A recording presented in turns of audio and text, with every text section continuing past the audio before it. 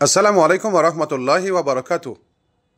আমি লক্ষ্য করছি কোনো কোনো মাহফিলে আলোচক বলছেন যে এদেশ চলবে কোরআন দিয়ে, আল্লাহর আইনে আমাদের দেশ চালালে দেশে শান্তি আসবে। এ কথা বললে কারো কারো গায়ে আগুন ছিটে যাচ্ছে। কেউ কেউ এটাকে সহ্য করতেছেন না, কেউ কেউ এটাকে রাজনীতি বলে অপব্যাখ্যা দিচ্ছেন।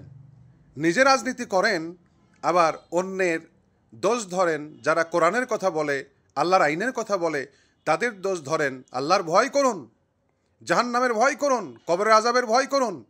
আল্লাহর সামনে আপনাকে দাঁড়াতে হবে।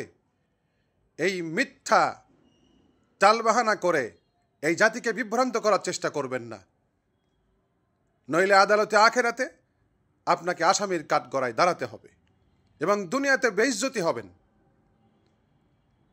সুতরাং আল্লাহর আইনের কথাই চলবে, আল্লাহর হুকুম অনুযায়ী দেশ চলবে, সমাজ চলবে, রাষ্ট্র চলবে। এটি আমাদের মুসলমানদের সকলের আশা হওয়া উচিত। এর ব্যত্যয় ঘটলে সে মুসলমান থাকবে কিনা নিজের মনকে জিজ্ঞাসা করুন।